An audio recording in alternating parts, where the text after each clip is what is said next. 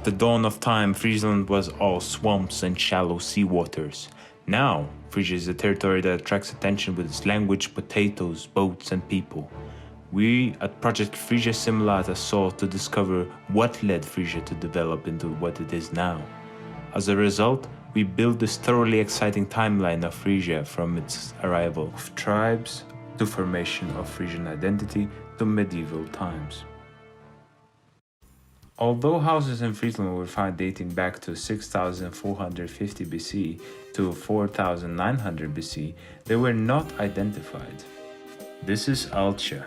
She is from Germanic tribe of Ingvawangs, which are one of the first known inhabitants of Frisia. This is where our story begins.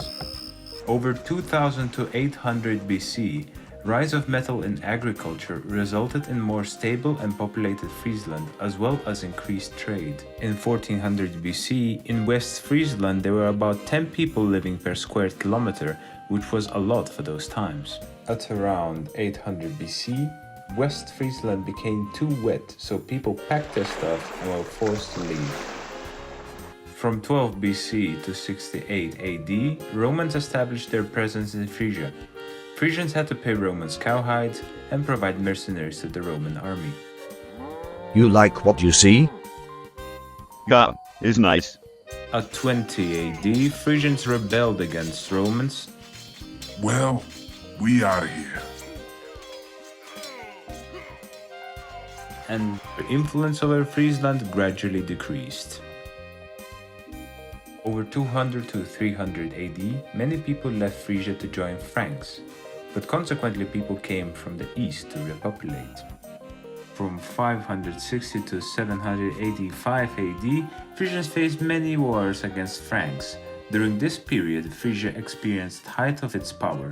It had dense population, shipping, efficient farms, textile, ceramics, and metalwork were exported. During this period, Friesland reached height of its trade. Hundreds of years, Frisians resisted Christianity. In the end, Frisians gradually converted to Christianity anyway. Throughout 1150 to 1350, resident priests established themselves in Friesland. Cloisters were built. Priests went on to organize construction of dikes. From 1200 to 1300 AD, Frisia was organized in commons ruled by a count. This organization kept Friesland free of foreign influence. Over the 13th century, floods devastated Frisia.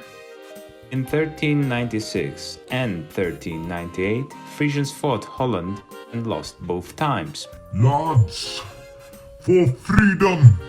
For Friesland! Nou, dat was smakelijk.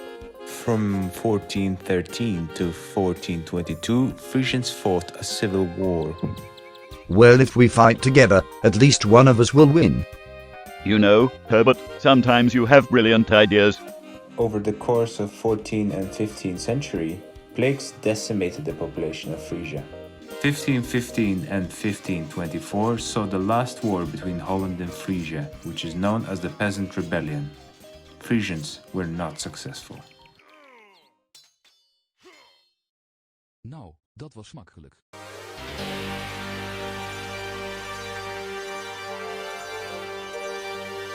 And that's where our historic Frisian timeline ends. Be sure to check out Project Frisia Simulata. Links are in the description below.